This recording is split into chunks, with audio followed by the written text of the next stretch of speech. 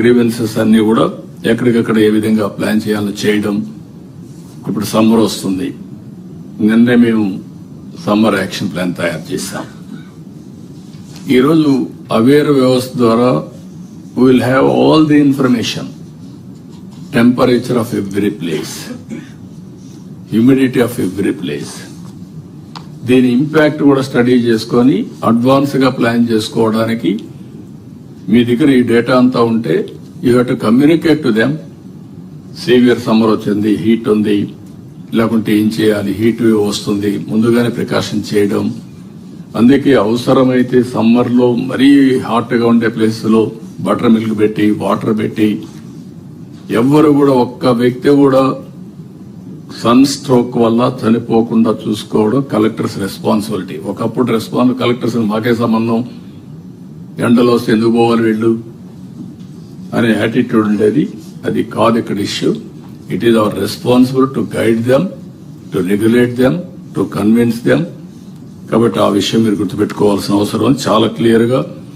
ఎక్కడ కూడా నీరు లేదనే మాట రాకూడదు. మీరు ట్యాంకర్లు పెట్టుకుంటారా, ముందుగా చూసుకుంటారా, ఏం చేస్తారనేది మీ రెస్పాన్సిబిలిటీ. స్కూల్స్ ఇవన్నీ కూడా పర్ఫెక్ట్ గా కంట్రోల్ చేసుకోవడం, ఎవ్రీథింగ్ మీరు చేయాల్సిన అవసరం ఉంది. ఎంప్లాయ్మెంట్ రావాలంటే ఎంఎస్ఎంఈలు ఎక్కువ రావాల్సిన అవసరం ఉంది. అందుకే ఒక ఇంటికి ఒక ఆంటర్ప్రెన్యూర్ ఉన్నాం. అదే సమయంలో 175 నియోజకవర్గాల్లో 175 ఇండస్ట్రియల్ పార్క్స్ అనుకున్నాం. అదే మరి మిగిలిన ఇండస్ట్రీస్ వచ్చినా ప్రతి ఒక్క నియోజకవర్గంలో కంపల్సరీగా ఇది పెట్టాల్సిన అవసరం ఉంది. అదే మరి Ratan Tata innovation hub 5 zones కి 5 స్పోక్స్ మోడల్ పెట్టాం. ఇక్కడ ఇండస్ట్రియలిస్టులు అందరినీ ఇన్వాల్వ్ చేస్తున్నాం. అదే సమయంలో ఎవరైతే అకాడమిక్ ఇన్స్టిట్యూషన్స్ గానీ, వెంచర్ క్యాపిటల్ గానీ, మెంటరింగ్ గానీ, ఇన్నోవేషన్ కి ఎలాంటి ఎన్విరాన్మెంట్ రావాలన్నా అవన్నీ వర్కౌట్ చేస్తున్నాం. దీన్ని కూడా మీరు ముందుకు తీసుకుపోవాల్సిన అవసరం ఉంది. ఇంకొక పక్కన మీరు ఒకసారి చూస్తే కొన్ని శాఖల్లో మీరు ఎప్పుడు నెగ్లెక్ట్ చేస్తూ ఉంటాం. GST, commercial tax department, collectors has to review. ఏ పనులు చేయాలన్నా రెవెన్యూ కూడా ఉండాలి. రెవెన్యూ లేకుండా డెవలప్మెంట్ చేశాం, వెల్ఫేర్ చేశాం అంటే సస్టైనబుల్ కాదు. కాబట్టి జిఎస్టీ మనం రివ్యూ చేయడం, బకాయిలుంటే అవన్నీ కరెక్ట్ గా కలెక్ట్ చేయడం, అనలిటిక్స్ తీసుకోవడం, ఎవేషన్ కంట్రోల్ చేయడం, ఎవరికి పెయిన్ ఉండకూడదు. అట్ ది సేమ్ టైం ఎవరైతే ట్యాక్సెస్ కట్టకుండా అవాయిడ్ చేస్తారో అలాంటి వాళ్ళ పట్ల కఠినంగా ఉండాలి. Technology is a big handy for us. ఇది మీరు గుర్తుపెట్టుకోవాల్సిన అవసరం ఉంది.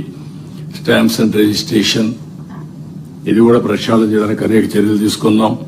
దీన్ని కూడా మీరు క్లియర్ గా, ఈవెన్ కేంద్రం ఎంత ఫోకస్ చేస్తున్నారంటే జీఎస్టీ మీద, ఆల్ గవర్నమెంట్స్ కూడా చెప్పి ఎక్కడైతే సరిగా లేదో వాళ్ళు ఫోకస్ చేసి మొత్తం కేంద్రంలో ఉండే ప్రధానమంత్రి దగ్గర నుంచి అందరూ కూడా రెవెన్యూ మీద కూడా ఫోకస్ చేసే పరిస్థితికి వచ్చారు. ఆ విషయం మీరు గుర్తుపెట్టుకోవాల్సిన అవసరం ఉంది.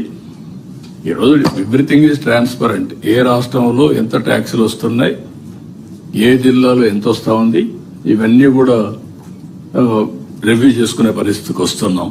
స్టాంప్స్ అండ్ రిజిస్ట్రేషన్ క్లియర్ గా ఇప్పుడే మినిస్టర్ గారు చెప్పారు, రెవెన్యూ మినిస్టర్ చెప్పారు, this is one department to have to stream line. All collectors, all joint collectors, all officers, important officers are all from revenue department. Now technology, we are talking about AI. Now we are talking about Quantum Valley. Hyderabad లో నేను 95s లో hitech city కట్టాం, then Cyberabad ఒక సిటీనే కట్టాం. ఇప్పుడు quantum వ్యాలీతో ప్రారంభిస్తున్నాం. నా future is quantum computing. First of it's kind in India. Quantum valley ఇక్కడ పెట్టి క్వాంటమ్ కంప్యూటింగ్కి వెళ్ళడం, నెక్స్ట్ లెవెల్ ఆఫ్ టెక్నాలజీస్.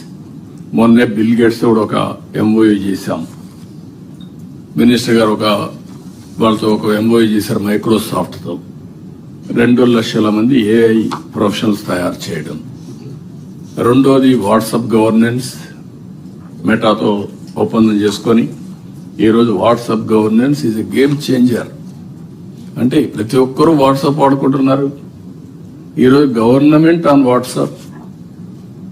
దీనికి మేము చాలా ప్రయత్నాలు చేశాం. ఒకప్పుడు మీరు చూస్తే ప్రజల వద్దకు పాలన పెట్టాం. అధికార వికేంద్రీకరణ కోసం మండల వ్యవస్థ తీసుకొచ్చాం. మీకు ఈ హిస్టరీలో కొన్ని మార్పులు ఉంటాయి. మీకు చాలా మంది తెలియకపోవచ్చు, ఎందుకంటే మీరు కొత్తగా వచ్చిన వాళ్ళు కాబట్టి. ఒకప్పుడు ఎంఆర్ఓ ఆఫీసు ఎక్కువ ఉండేది. అప్పుడు ఎంఆర్ఓ గారు తహసీల్దార్. సమితి ఆఫీసు ఎక్కువ ఉండేది, మండలం కదా అప్పుడు సమితి, బీడీఓ. అక్కడి నుంచి ఏఈ ఆఫీస్ ఒక దగ్గర ఉండేది, ఎస్ఐ ఆఫీస్ ఇంకొక దగ్గర ఉండేది. డిఫరెంట్ డిపార్ట్మెంట్స్ డిఫరెంట్ ప్లేసెస్ లో ఉండేటివి. This is around 83-84 Telugu Desam NTR ఆలోచించింది, ఎందుకు ఇది ఇక్కడికి పోవాలి అని అన్ని కోర్ట్ టర్మినల్స్ తీసుకొచ్చి మండల వ్యవస్థ తీసుకొచ్చారు. ఆ తర్వాత మేము గ్రామాల్లో మీరు చూస్తే జస్టిస్ పొన్నయ్య కమిషన్ లో కూడా అడ్మినిస్ట్రేషన్ గ్రామాల్లో పోమన్నాం, అన్టచబిలిటీ హ్యాండిల్ చేయడానికి.